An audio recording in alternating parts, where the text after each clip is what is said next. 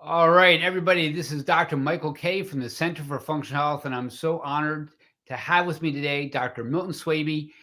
Swaby, Swaby, right? Got it down, nickname, right? Right. Um, so for everybody, I met Dr. Swaby at the low carbohydrate, high fat symposium. It was just in Boca this year.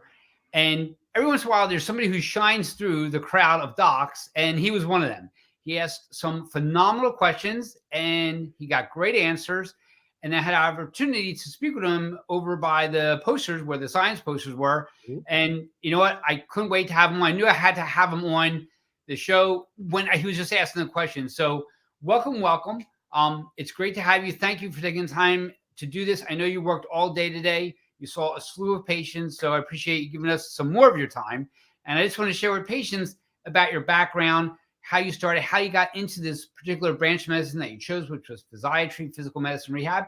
But before you do that, I want to share with you some of the reviews that was given to you to show that you're one of those doctors who you do knee to knee kind of doctoring. So it looks like from the reviews, and you didn't know I was going to do this, No. that you actually doctor as a verb, that you actually speak with your patient. So here's one of them that actually says, Yes. actually listens to the patient, right? Another one said, simply the best kept secret in the region.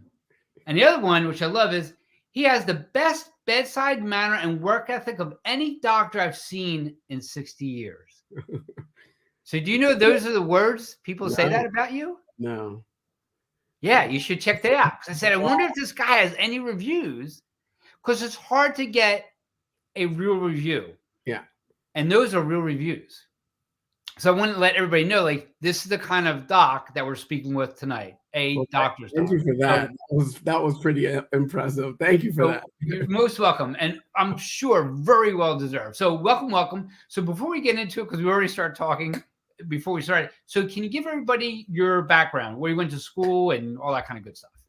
Well, I mean, where I like to start is that am- I was born in Costa Rica, so I speak Spanish.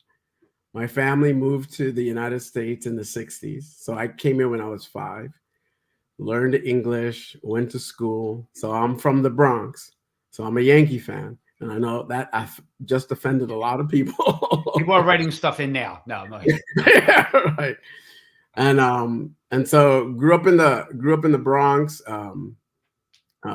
Went to My mom was always, well, basically my dad, he worked 2 jobs. He had 4 kids. Mom stayed home. Anytime I'd come home from school, there was school homework and mom had her homework. So you couldn't do anything until you finished mom's homework also. So she would always have extra work for us. Um, we always did pretty well in school. Um, we moved into the South Bronx in the 60s. So I don't know if you know anything about the South Bronx in the 60s. That was when the heroin first hit. So we end up seeing a lot of things from our window because mom would never let us go outside. But we saw people ODing. We saw, cops coming in, pulling people away, people being walked up and down the street, people breaking into other people's homes. So it was really something. I was grateful. I mean, I think back, my dad worked 2 jobs, my mom stayed home, and that's how we were able to survive. And, eventually all of us got out of there and moved to another section of the Bronx that was a little bit nicer. And, you know, it's just, so I went to college. I went to City College initially. And I was a collegiate fencer, so I fenced. I also, over the years, I've been a martial artist all my life. I still train and compete now. So fencing, martial arts, I always liked that kind of. So I went to City College, and I fenced, and I was probably very lost there. I did a lot of things in City College, and education was probably low on my list. I was on the fencing team. Became a science senator. We ran a co-ed fraternity where I became the chancellor at one point, and we were running this. It was in the red, and we made it go into the black. And so, I had my first love and love lost during that time, like all these experiences. And that's why people laugh at me when I say it was the best 7 years of my life, because I didn't graduate. I dropped out, um, took a computer learning course, learned to program and do operations, and started working in that. And for fun, I did I joined a gym and actually worked as a trainer, like just a floor trainer, like teaching people how to use the machines. Eventually, the job that I had in computers, to make a long story short, just didn't work out. And I found myself doing training. I ended up being a personal trainer in New York City for 13 years. Beautiful.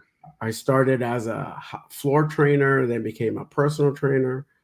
American College of Sports Medicine, ACSM. I was a health fitness instructor and then a master trainer.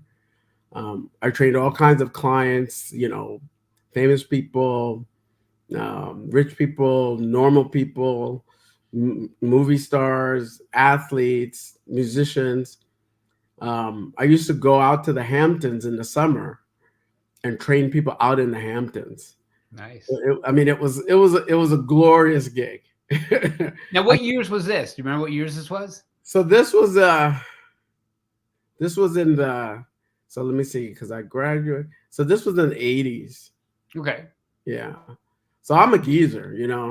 I just turned 65.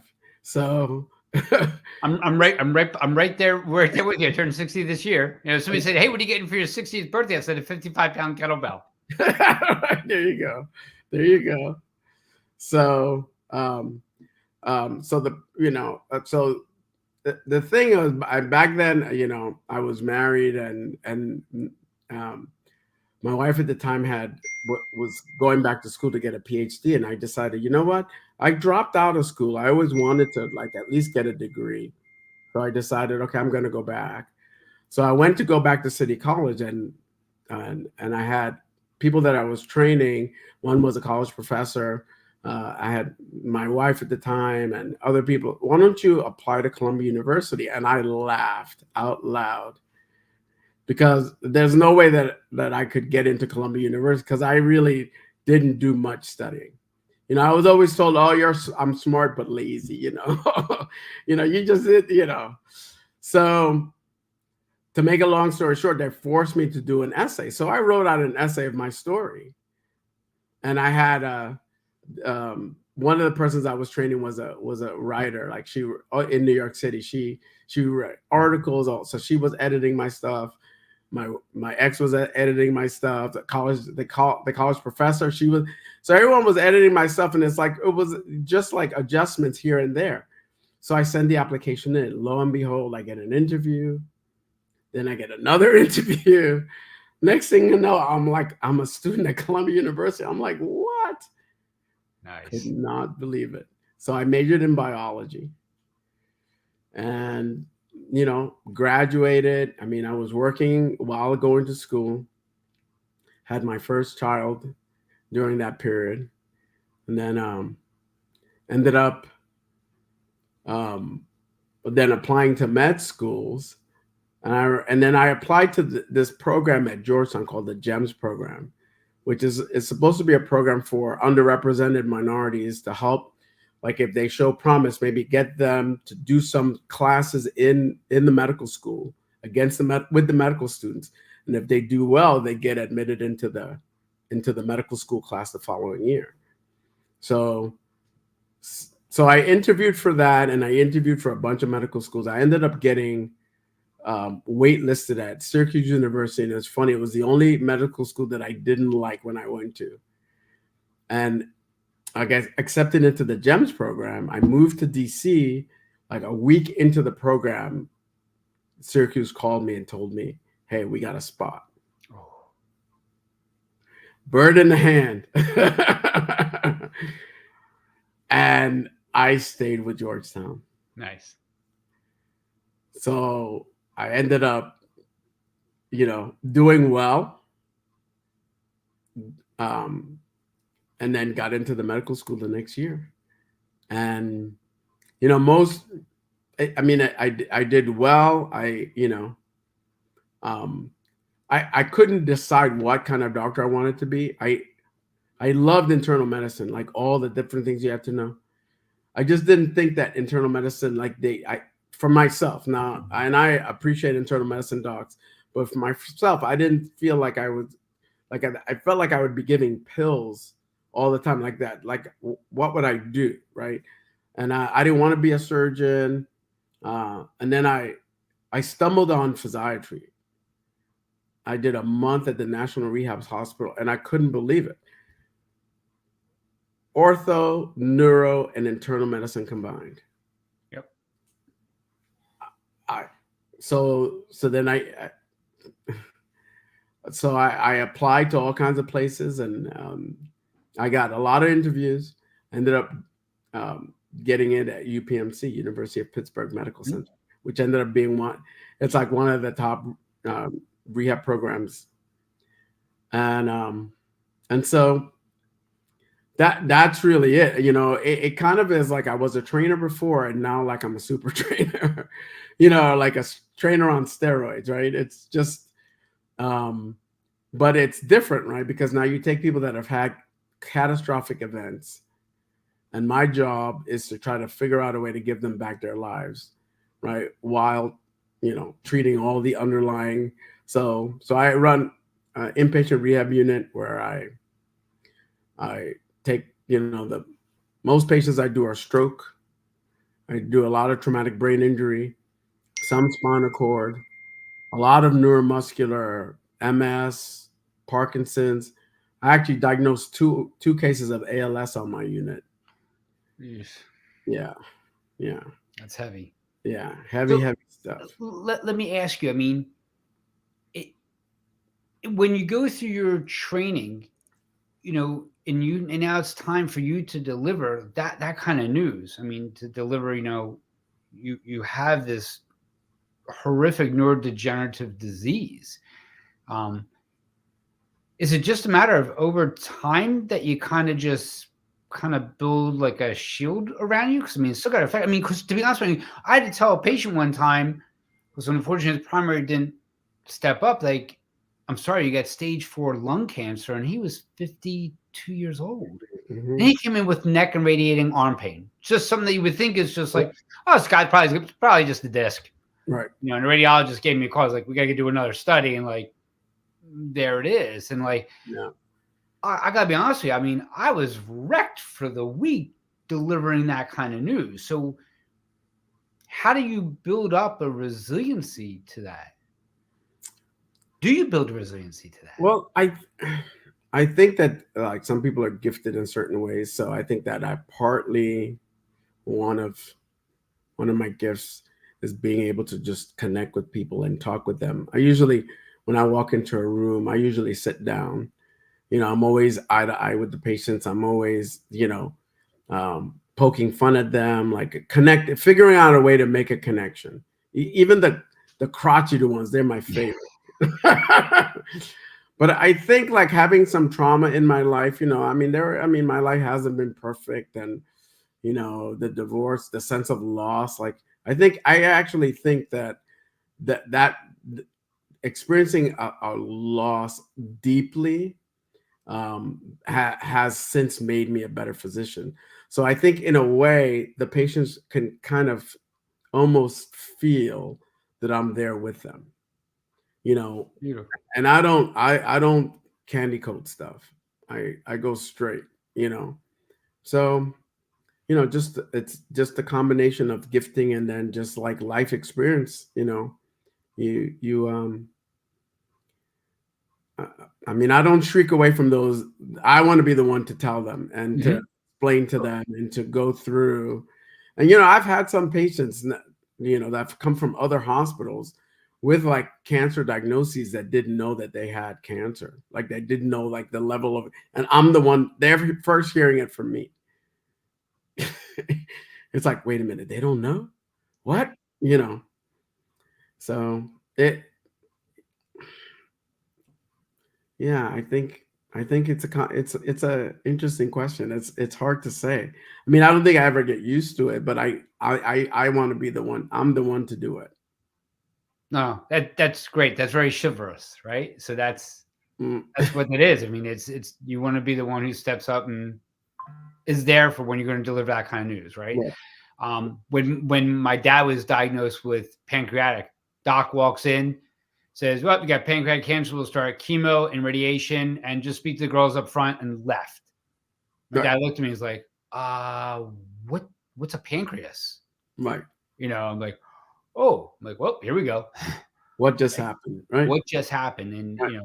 you do see that in our fields. I mean, we see that. So that's great that you do that kind of knee to knee doctoring, right? Doctoring again as a verb. Hence the reviews, right? So in doing physiatry work, a lot of people don't understand physiatry, physical medicine, rehab. Can you share how that actually came about?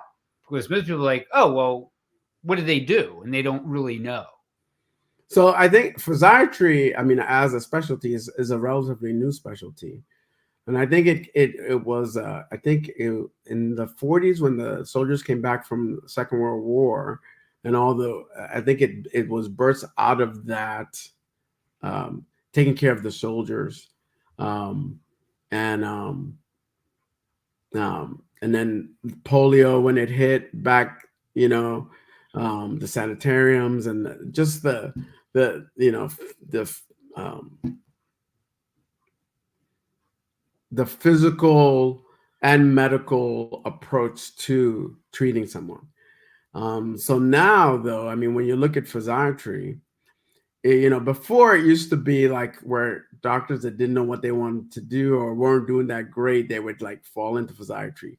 Now it's become like one of the most sought after specialties because of all the. I mean, so much innovation is going on there.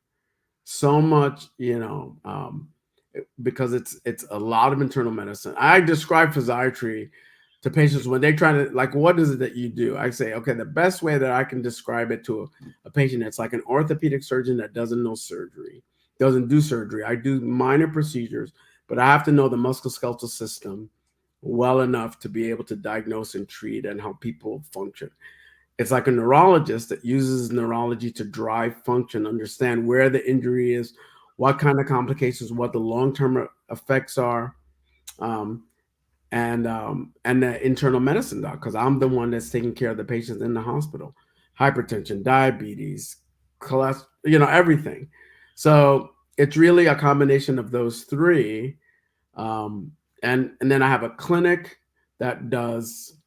I follow the strokes and I also do amputee medicine. So I'm the one taking care of you know, so I follow them. Some strokes will, you know, 2, 3, 5, 10 years. Some people will come back once a year, Wow. you know, every year they just want to come back and touch base. Um, the amputees, they stay with me for almost forever. It's like, um, so so that's my clinic. My clinic is that. And also I get a lot of doctors will send the patients that they don't know what to do with to me. Weakness, debility, pain. They don't want to see an orthopedic surgeon, so they come to me because I do a lot of the basic injections. I can do hips and knees and shoulders and I do trigger points, trigger finger. Um, I do Botox injections for spasticity. So there, my practice is fun because I also do EMG. So that's how I diagnosed those 2 cases of ALS. I did the EMGs myself. Gotcha. Okay. So it's Yeah. like we need to take you to, and I'm doing it myself. And then we went, and it's like there were the fasciculations, and it was like, okay, we got to talk. Okay. So That's a wide base of patients. So if it's okay, can we jump into some clinical discussion? sure, Let's start with stroke. okay. So if you can explain what is the prevalence do you feel is the repeat of stroke? So if you have one stroke, you're susceptible to another stroke, right? See, okay. Now the actual numbers, like I didn't Just look that up, yeah, but it's often. Okay. Right. I can tell you that I've had, of the patients that I've had over the years, I can say, with my small sample size, um, maybe 15-20% Mhm. come back with second strokes. That's a large number. I've been Large practicing number. 16 years, right? Yeah. It's a large number. I mean, well, I have someone there now that she was back, with me several years back. Now she's back with a second stroke. So yeah, it's high, and so you know, there's one patient that I remember when, you know, I'm low carb now, right, and keto, carnivore, that whole conversation. Sure. Sure. We'll But get there. we'll get there. So there was this one guy though that I remember talking about risk factors and just like going over everything with him, and then 6 months later he came back with another stroke. And it just happened just as the time as I was like doing my transition to like diving into diet, and it was like all of this just happened all at once, and I'm like, I told this guy what to do and it didn't help, and I felt like helpless. Like there's got to be something that I can do instead of just telling him, oh, you want to eat right, and eat less, exercise more. You want to control your blood pressure, control your blood sugar, control this, do this. None of that helped this guy, and he came back with a second stroke. I was like, okay, I need to do something, and so now I feel like I'm doing more. The counseling that I give patients is more beneficial, um, because now I'm getting at the root cause. Like, if I can get them to start eating differently, um, we can prevent, and another one, and reverse a lot of the risk factors that they have on the table already, right? Mhm. Hypertension is on the table. We grew up learning that once you get hypertension, you can't reverse it. Right. Type 2 diabetes is on the table. Can't reverse it. You can't reverse it. Like all these things, autoimmune diseases, once you start getting them, you can't come off the meds, right? So all these things, and then to see people come off the meds, reverse their diabetes, Yeah. reverse their hypertension. So anyway, I don't know how I got here, but So let me ask this. So, to you and I, since it seems so right that we have to talk about nutrition with our patients, yeah, and in our collective brains, we know like low carb, high fat, the lifestyle that you and I follow.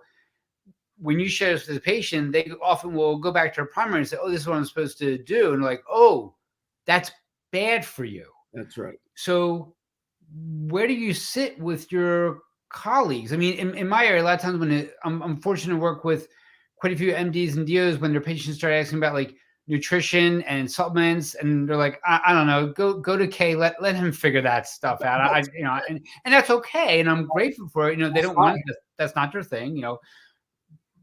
But you're in a clinical setting at the hospital, and you run into colleagues all the time, and they see how healthy you are, and they themselves aren't always the healthiest. I'm sure some are. So how do you deal with that? And it's like, hey, but here's the latest information. I mean, it's kind of one case at a time, I mean, I know the doctors, I have some family doctors that will send patients to me because of it. And I tell them, well, they can't come to me for weight loss because I'm a physiatrist. Right. They need to have weakness, they need to have back pain, they need to have something. So that, yeah, oh yeah, Torticollis, yeah, yeah, a little torticollis, yeah, yeah, yeah, something like that. something. And so I have some doctors that do that. They know I do that. Other ones, I just, I give them I give the patients a lot of information, and I give them resources to look for themselves. And then I say, you need to, like your doctor, what I'm telling you, your doctor is going to say that I'm crazy. And, but here's the data. So I have a whole list of docs that I follow on YouTube that present the research for. I have a bunch of handouts that I actually give them. I say, okay, well, try this for a month, or if your doctor is going to really be opposed, I mean, nothing is stopping you from trying it. How often has a doctor prescribed you a medicine and you decided not to take it? Right. So, you know, um, and then, lately I've been using this line where it's like, okay, so you've been following that advice and you're here. Right. How's that working out for you? How's that working out for you? So I know it goes against everything, but like I bet you've been eating low fat for like 10, 15, 20 years. Yeah, I do. Everything low fat, everything lean, everything. It's like, are you fat? Oh, yeah, I'm fat. Okay. Fat does not make you fat. And they're like you right there, like they have this moment. And then it's like, wait, yeah, I have been not eating and not following. And I'm like, okay. So I'm telling you something a little different. You're not hearing this from anybody else.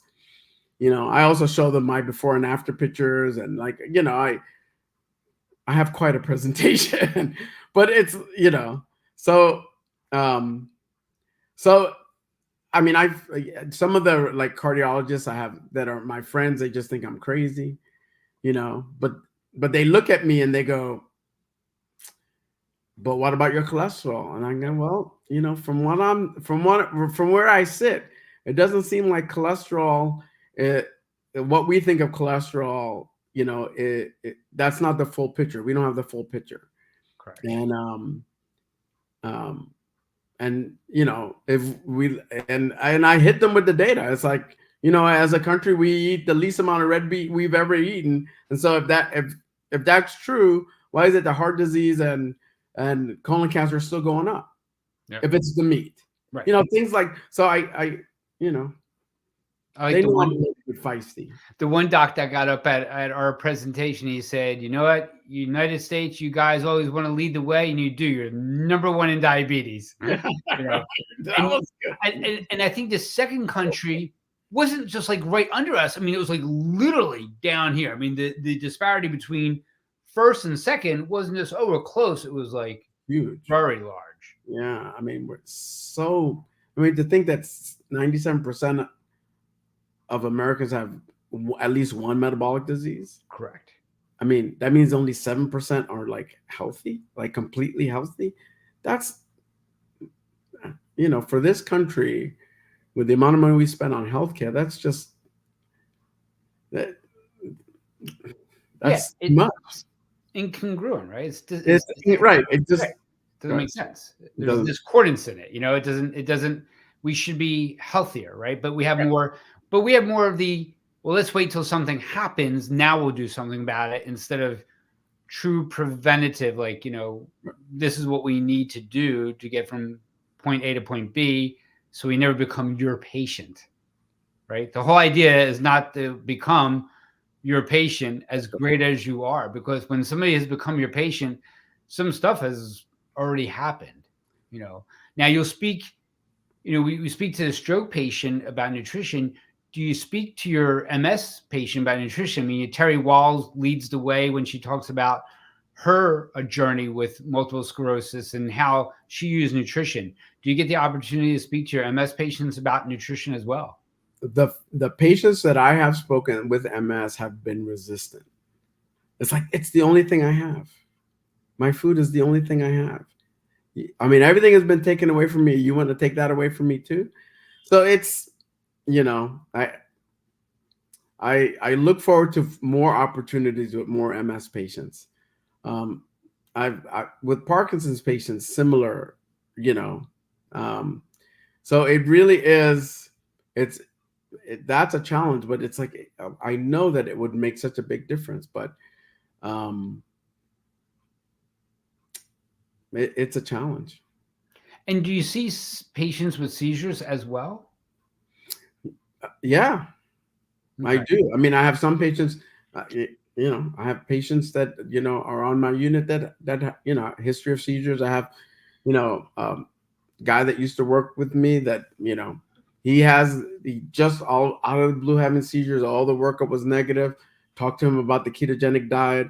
He's like, doctor, I'm in. So, I've been guiding him on that, and just yeah. So see, I mean, and there's at least there's a lot of data on seizures. Hmm. I mean, I've spoken to you know mo- um, people at church that have kids that have issues, and some have listened and been able to put their kids on ketogenic diets. Others are not so sure, and sometimes the kids are older, so they resist, and but I mean, I always lead with, like, it's not my idea. I always try to lead with the data. I always, you know, put my resources out there so that people know that, okay, so this is not just my crazy idea, because it really does sound crazy. We do sound crazy because it's going against, like, it's going against like, I'm saying the opposite of what Yep. we've been told. Yep. Yep. I'm very fortunate that everyone around me thinks I've been crazy for a long period of time. So it's now just a norm. Oh, that's Mike. He's doing all that crazy eating again, and Yeah, yeah. oh, look him lift those weights again, and he always takes all those goddamn supplements, right? I'm like, you dudes are taking like 7, 8 medicines. Why is that okay, right? So it's always interesting how it's perceived. So if we can talk a little bit about your journey into the low carb, high fat world, because you had an amazing transition that you had shared with me. Yeah, so um a couple years back I had gotten lab work, and, like, us docs, we don't like doctors that much, so we avoid them, I do. right? So I went and got blood work, and my family doctor, he's a friend, and so oh, he says, like, your labs are not bad, this and that, and uh, I looked at my labs, like, one day, and I, like, A1C was 5.9. Mm, um GFR was 58. mm, Like, just things are not. I'm like, I need to dive in a little bit more, right? And so I weigh about between 155 and 160. Back when all that was starting, I was like 198, 199, right? And so the first thing I did was I just started working out. I got one of those P90X yep. tapes, and I was just like, Ernie Horton. and I lost some weight doing that, and that was good. But then I kind of looked at my BMI and for my height, and I'm okay. Well, I'm still considered like obese or overweight, and I'm so um and then I don't know. I was looking at some, and then I think I stumbled into Dr. Bosworth. Annette Bosworth, Dr. Boss. Yeah. She's an internal medicine doc that she has a, you should look her up. She's really, she loves to teach. She was actually last year, she was at the low carb Boca, Okay. and her mom had cancer, and how she used this diet to help her mom, and how she's been doing it herself, and, like, and then the data and the research, and she also works with you know traumatic brain injury patients, and I'm like, my ears perked up, because so do I, and, like, how these, and so that led to finding Dr. Sean Baker, and led to finding um, um, all these other docs. And I was looking for them because there were a lot of influencers on YouTube, Mm-hmm. that are, dietitians and health instructors, and, like, fitness people, and some of them are good and some of them are not, but I wanted to find the doctors, and then I wanted to find doctors that had that, like, would talk about research, and then that way I would look up the research myself, and so I have a whole list of doctors that I follow, and so that got me thinking about myself and the ketogenic diet. And so I put myself, I didn't tell anyone. I just went keto. And my weight dropped, and my weight dropped, and then my nurses were like, Dr. Swaby, do we need to know something? Are you okay? Are you okay? Because you lost a lot of weight in a short amount of time. I'm like, yeah, I'm good. I changed my diet, and then and I've been learning and changing, and then I naturally transitioned to carnivore. So I'm probably 95% carnivore. Um, But wait, you can't. You're going to get heart disease. right, right. You can't. So let's talk about that, right? Because that's going to be the statement, right? You're going to get heart disease. You're gonna get hard. And so then I start hitting them with the data. Okay, there's a study. There are all these studies that show that cholesterol. I mean, I have the cholesterol talk with people. It's like so I go, okay, did you know that cholesterol? 80% of cholesterol your body makes, right? Your body makes. If you eat less cholesterol, your body makes more. Every cell in your body that has a cell membrane uses cholesterol. Every cell nucleus makes its own cholesterol. Cholesterol is the way you lay down new memories. Cholesterol is part of the immune system.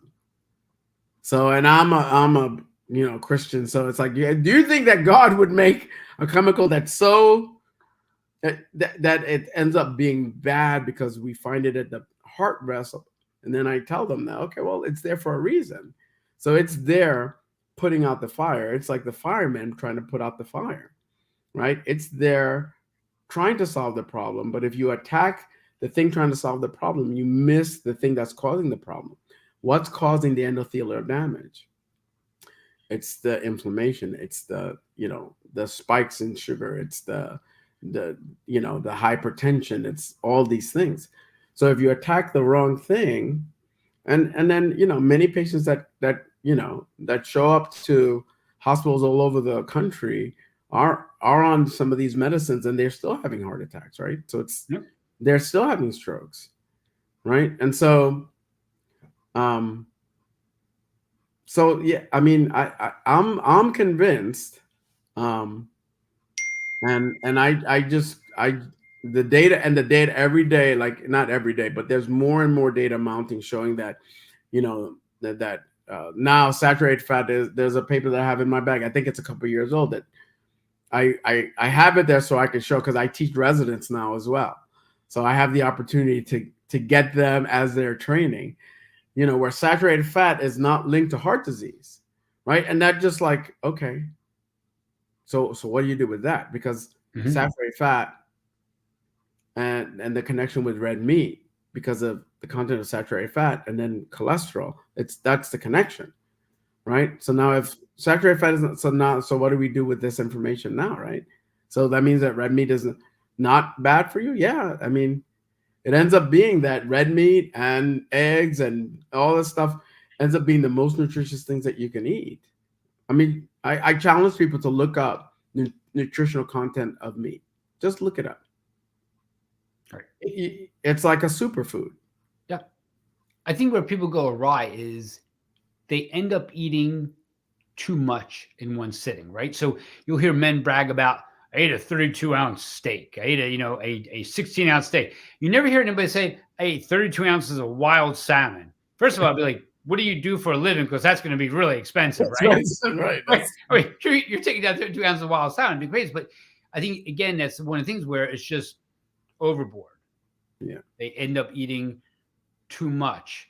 Um, but do you feel there is a role for a statin in the setting of like a familial hypocholesterolemia? Like, do you feel like you've seen that work in that kind of setting?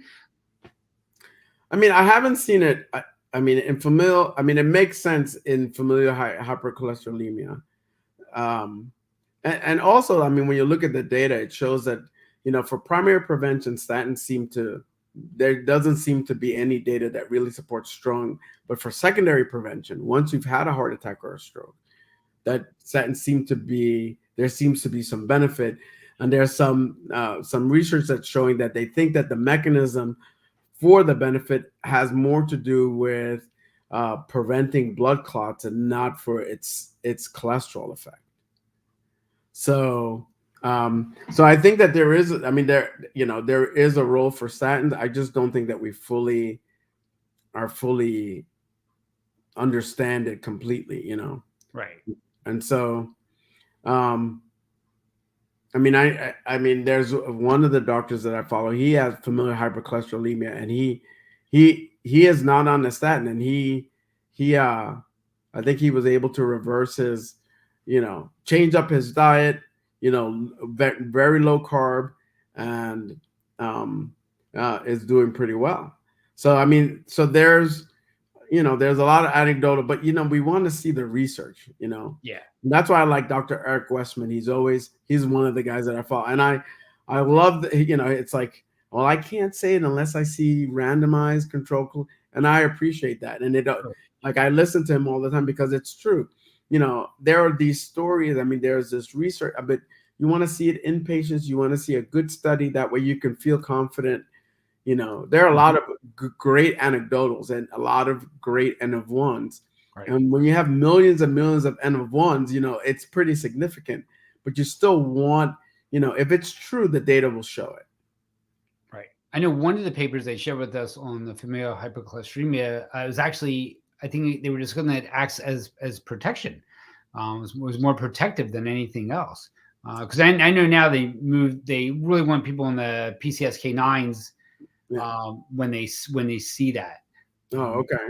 but we see often in the office, like, okay, they started the patient on a statin. I'm like, okay, and I know it's just a few more couple months, then we're on metformin. Now we're on lisinopril with hydrochlorothiazide, right? So I just know that's just the way it goes, Right. right? Right. It's just one begets the other, but no lifestyle change, Yeah. right? So that's where we see the mishap. There's no lifestyle change in that.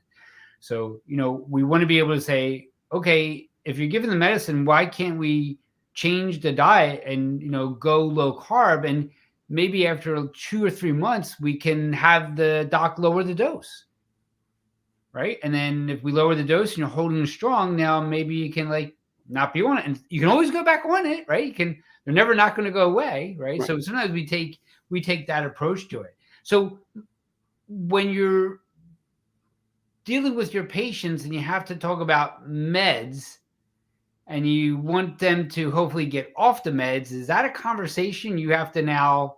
Do you have that conversation with the other doc, or do you ask them to have that conversation with another doc? Like, I how does that work? Yeah, I have them. I mean, so I think I one of the great things about the internet is that knowledge. I mean, there's a lot of knowledge out there. There's good and bad Mhm. knowledge, and so pointing to the patients to good knowledge, and then having them take that good knowledge to have them be but once they see that their blood pressure are low, like, why do I need to keep taking this? I tell them, monitor your blood pressure, monitor your blood sugars, get a keto mojo, Mhm. if you can get CGM, get a CGM, and then that way you can monitor. Because if you change these things, you have to be able to monitor what's going on with your blood pressure and your glucose. Because if you're taking meds, you want to, like, know whether you should take them or not. I mean, if your blood pressure is 110 over 70 and you have a boatload of hypertension medicines that you take every morning, you're going to bottom out, Yep. Yep. right? Same thing with if you're low carb and you're on, glargine, insulin glargine, 35 units, and you're, fasting sugar in the morning is 85. I don't think that you need, right? But so Right. then, so teach them to hack their own health, and then they are then become the best advocates to the doctors, right? And Mhm. so, and there are a lot of good doctors out there that will listen. I mean, and there's some that just do as I say. But so just like with everything, right? I mean, Dr. Westman, he talks about how that's how he learned, right? He had patients that came to him Mhm. and they were doing this, and he was like, "Wait a minute, how did you do that?" And then he became curious. So I think that that's a way of training docs as well. Yeah. That train the patients, give them good information, and then they are the proof, right? Okay, you were 50 pounds lighter. What did you do? Right? You come into the office 3 months later, 50 pounds lighter, your blood pressure is down, a good doctor is going to be curious. Hopefully. I Hopefully, think right? there are a lot of good doctors. Hopefully. Yeah. Yeah. I mean, I think the use of the CGM is great. I wore one for a month. I come from a family of diabetes, and I think the data that I collected from the CGM was extremely helpful. I'm going to be playing around with the Keto Mojo. Did you ever use a CGM at all? Oh yeah, I did it for a year. Wow. I told my I told my family doctor I want a CGM, and I wrote the script out and I gave it to him. He's like, "Okay, Milton." Whatever. Okay, whatever. And it cost me. I mean, it cost me like $85 a month. Yeah. So, and I'm like, okay, so I'll do it for a year, and it was just interesting to see like the foods, like how high my sugar, like how it would go up and how it would come down, and like what foods would impact it, and eating a big meal and not having a bump in my sugar. Having a week of my sugars just going no Right. spikes, and then okay, trying some corn chips at karate class after with a beer, and Hmm. right, watch the sugar. I'm like, oh wow. I mean, you can really see it's such a great tool, and that's why I think it's great for patients if they can get it. Yep.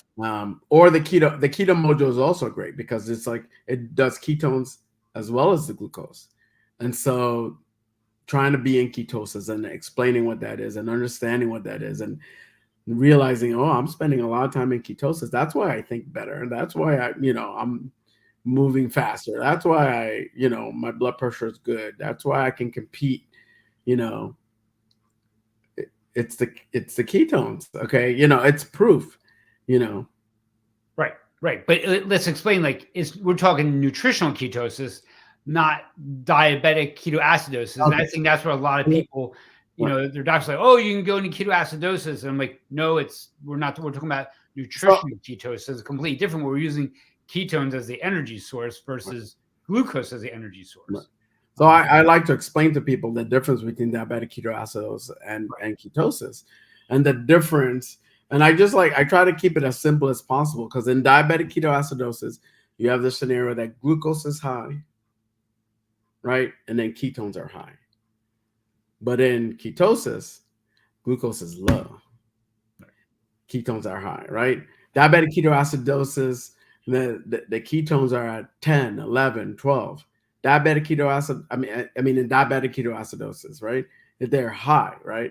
So you have high sugar, high ketones, but if you can get your ketones to a 5 in ketosis, you're probably fasting for, Yeah. you know, 4 or 5 days.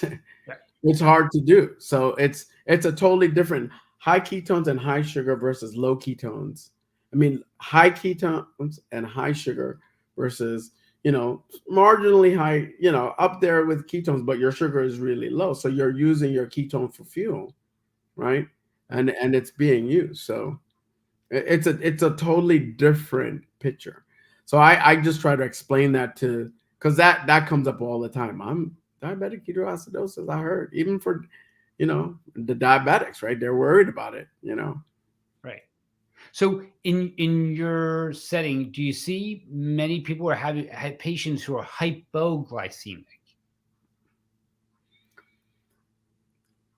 Yeah, I mean, at times, Because I'm always careful around hypoglycemia when it comes to the low carb kind of approach. I really like because I think there's a little bit of a nuance to that. So I watch them even more so and look at what they're eating because not wanting that.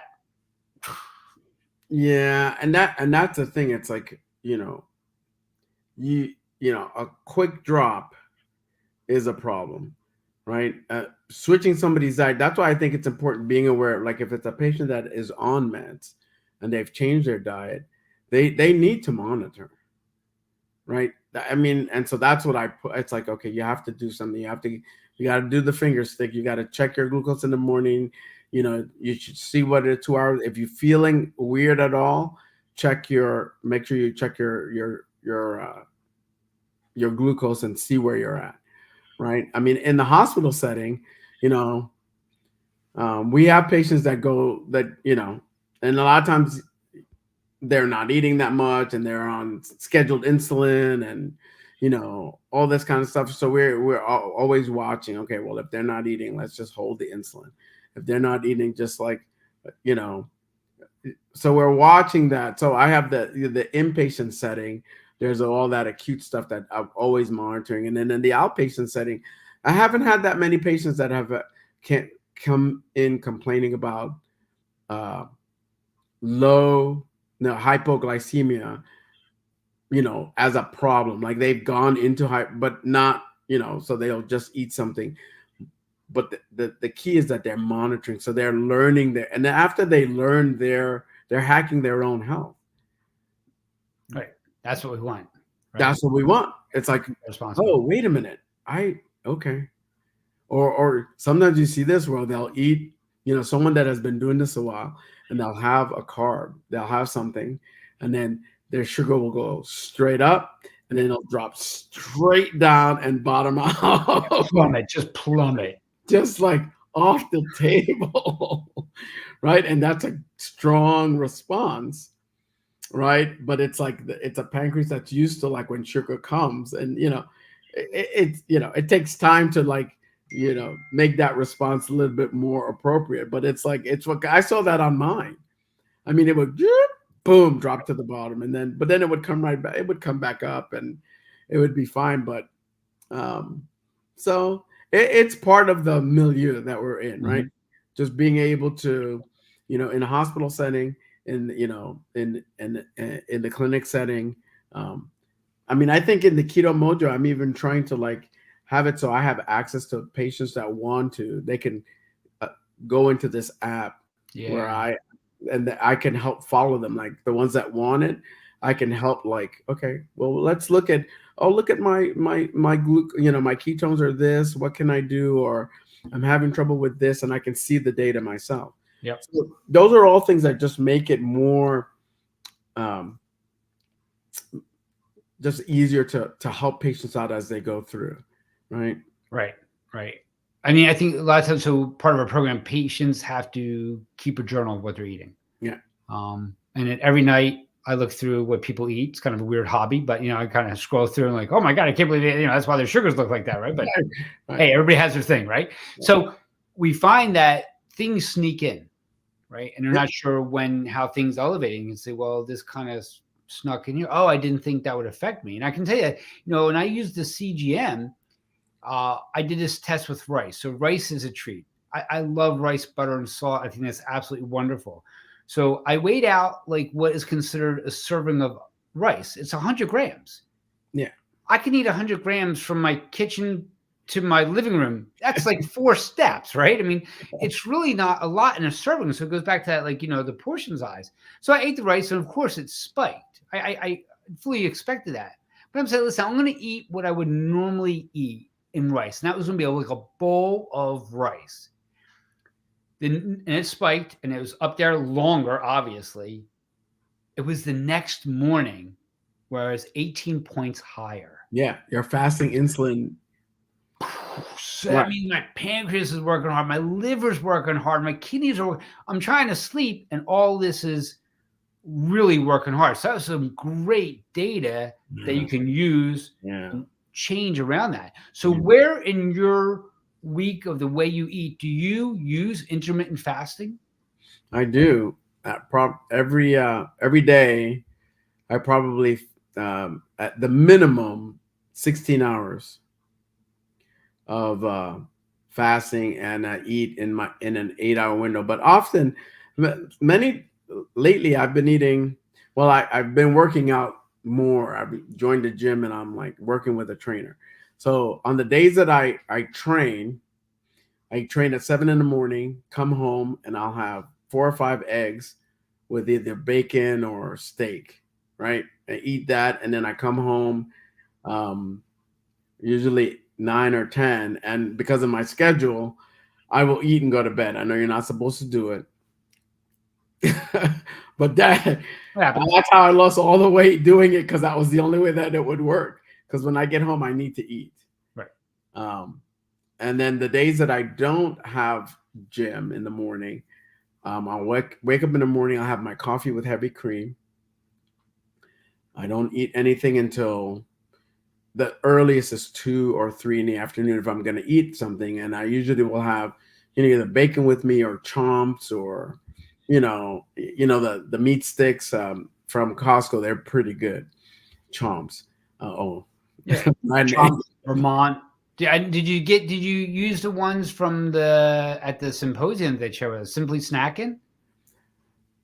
I didn't That because was fantastic. I was fasting. I was eating the meat sticks. I was not fasting. I would definitely say try that out. I think they Yeah, did a wonderful job. yeah. Yeah. Um so so that's how I do.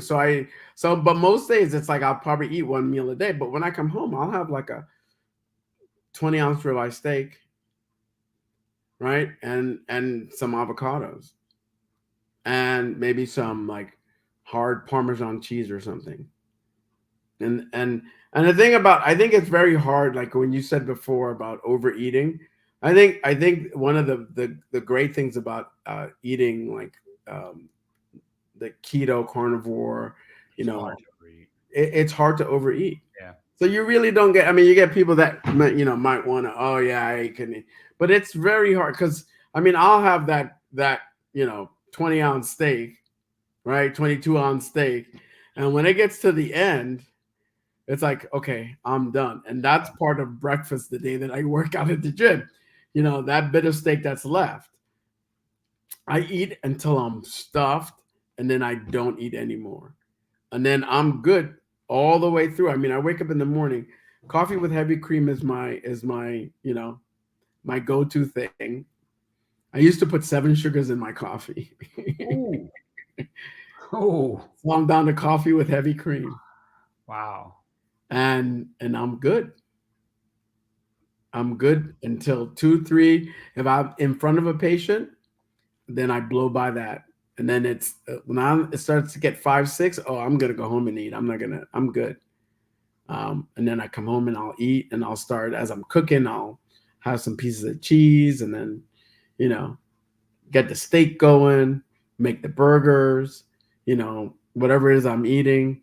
Um, I've done all kinds of interesting recipes, meatloaf, and just you know, I'll eat You feel salad. fantastic, right? And you feel fantastic, and you feel sharp, and it's great. I think a lot of people really don't get like how your body changes, how your brain changes, how the focus becomes better. A lot of times with my patients say the brain fog has lifted. Because before they were just always fuzzy, but they're eating healthy, right? So they're eating all the vegetables and the great grains and all that, but they're just not performing well. And then we change it and they perform better. I said to a woman yesterday, I go, I need you at least 100 grams of protein a day. She's like, oh, that is so much protein. I'm like, you're eating 227 grams of carbs every day, but you're worried about the 100 grams of protein, right? Because again, that's what we were marketed to, right? That's Yeah. how we were told. We were told that we need all these grains and carbs and stuff like that. And it's actually turns out totally not true.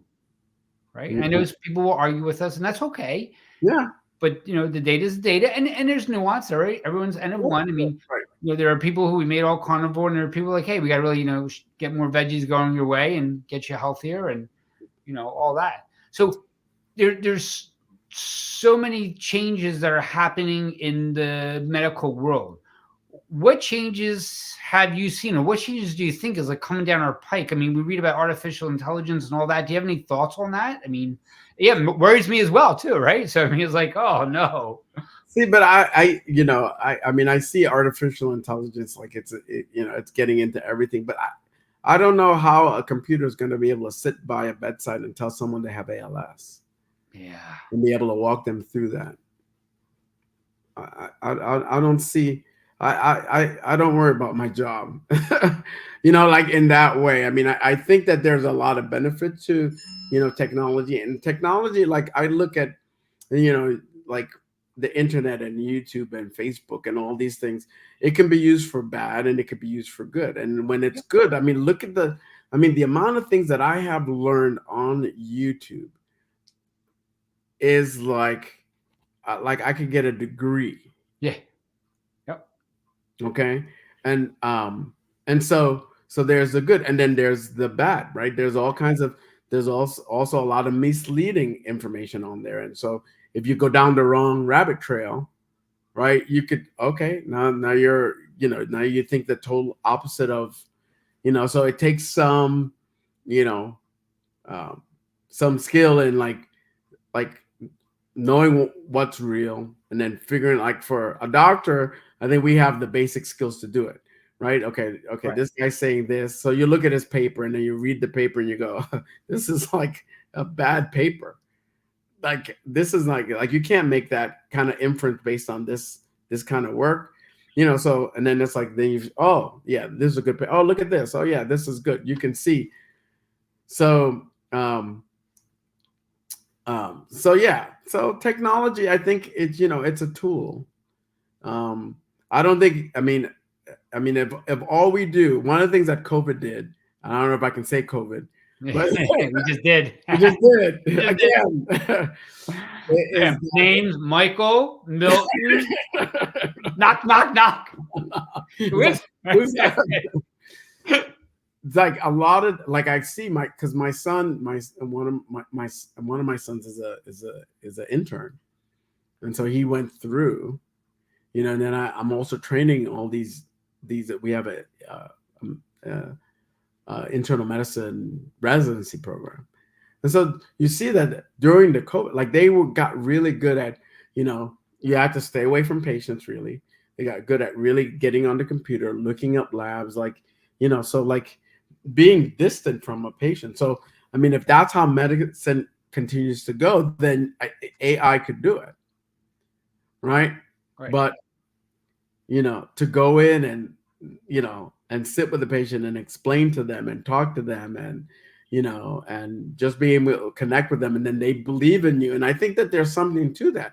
I mean, I've seen doctors that are excellent doctors, excellent, like I would want, but because of their bedside manner, patients would walk out on them and not benefit from the greatness of that doctor because of the way they interacted.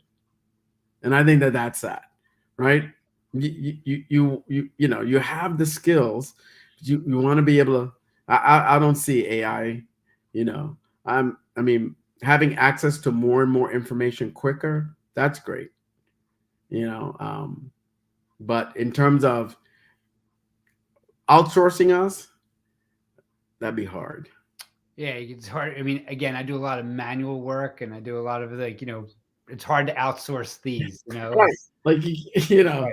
Right. So, when you're doing an injection, you're not going to outsource, a trigger point injection. We're not going to outsource, a facet block. We're not going to, listen, even though, like, a trochanter injection, which is pretty straightforward, but, like, it can be night and day. I mean, I've seen my patients where we get their trochanter injected, and it's like all of a sudden the light goes. I feel like, oh my God, I've been walking like this, like, for the last 4 months. I'm like, yeah, no, it's, so you get a good trochanter injection. It's great. Yeah. So, I don't see us being completely outsourced. Yes, I can see us.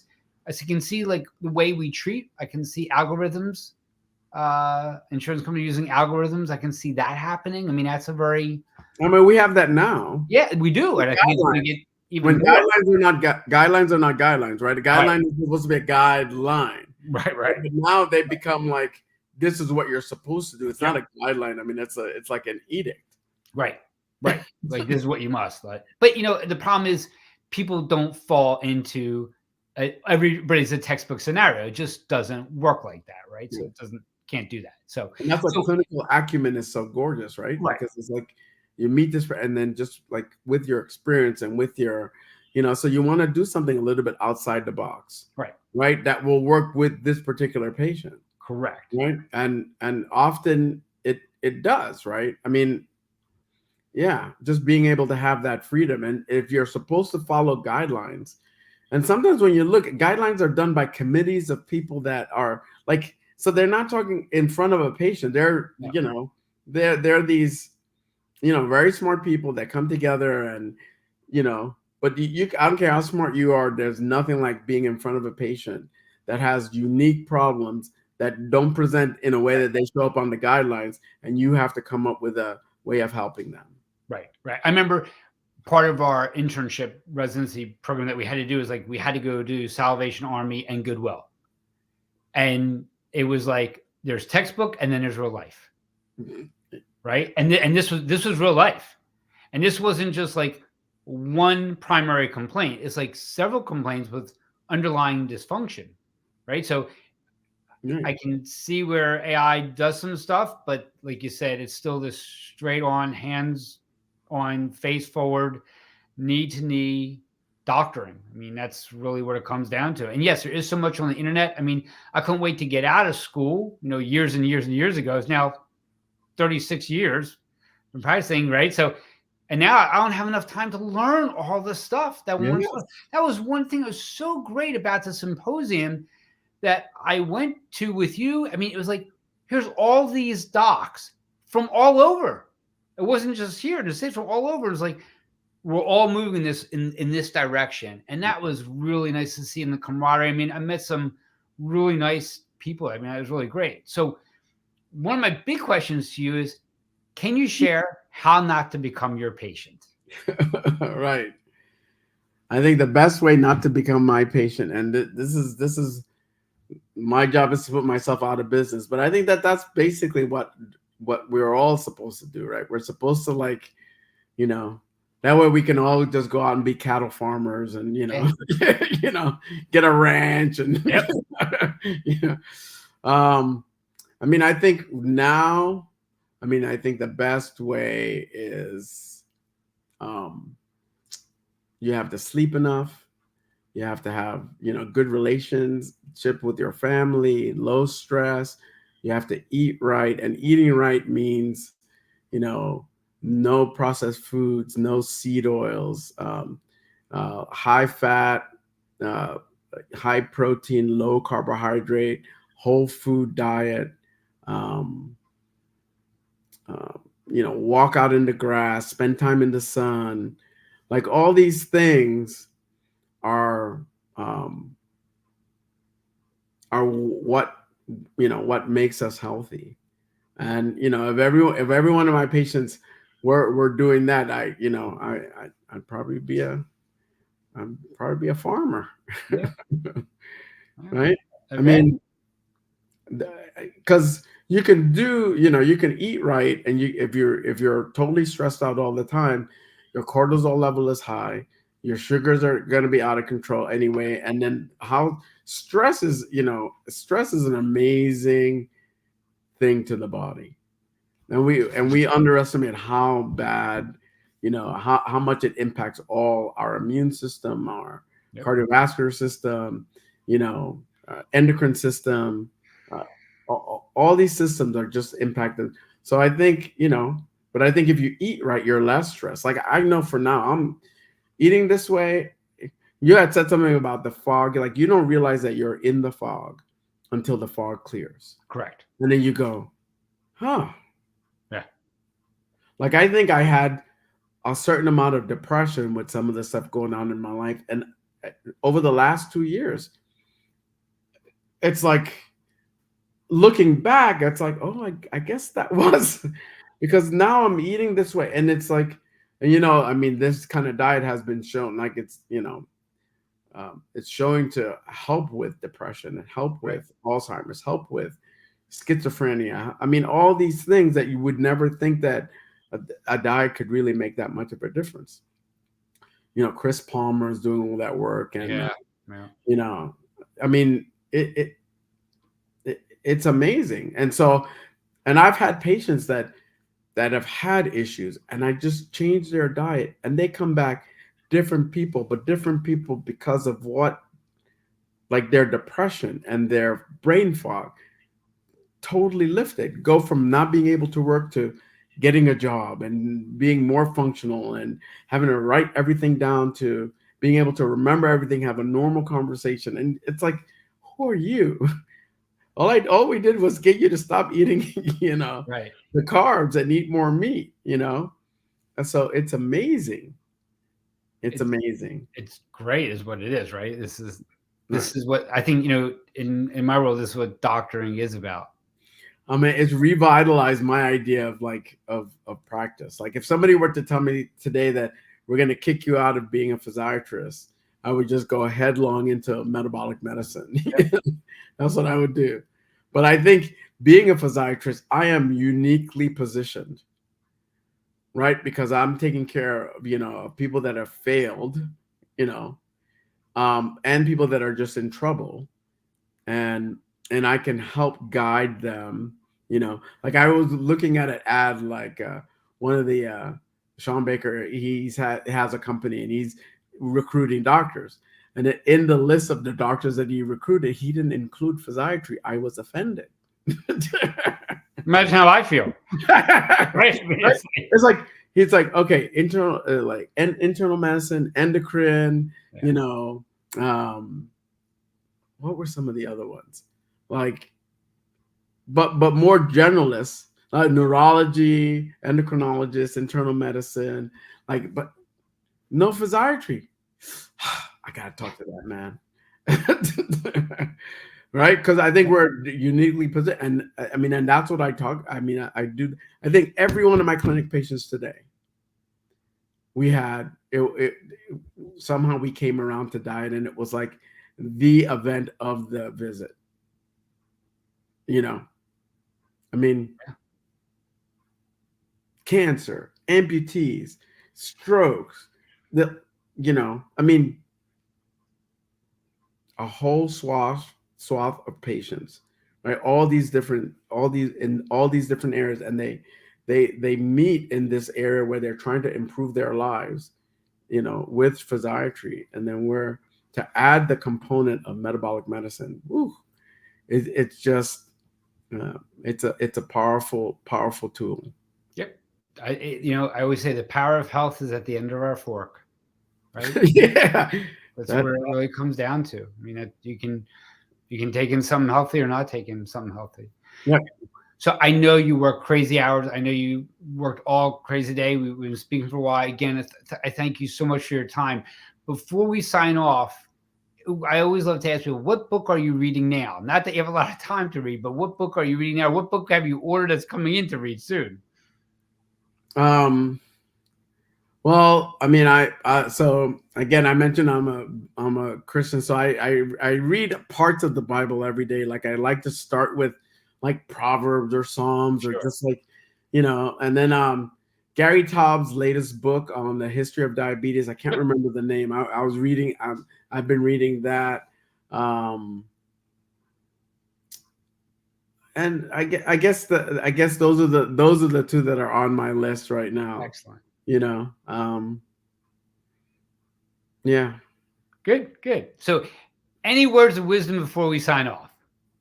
And you gave us a lot tonight, so it was great. No, I mean, I think, I think what I said about eating and sleeping and, relationships and good food, that it's such a wonderful life when you're not focused so much on your health. And, so one of the phrases that we say in physiatry, or that I say about my practice, is like, so when patients come to me, right, it's after other doctors have saved their lives, and my job is to give them back their lives. Ah, I like that. Right. And then so now, with adding some, the metabolic medicine, now to give them in even a better life, right? Because now they are holding on to the reins of improving their health in the long run, right? So my job is to give them back their lives. So Beautiful. Love it. So okay. Thank you so much for tonight. I really appreciate it. Everybody, this will be replayed again this week. Thank you for attending, and we will speak to you soon. Okay, thank you. Hold on one sec. We're going to close it out.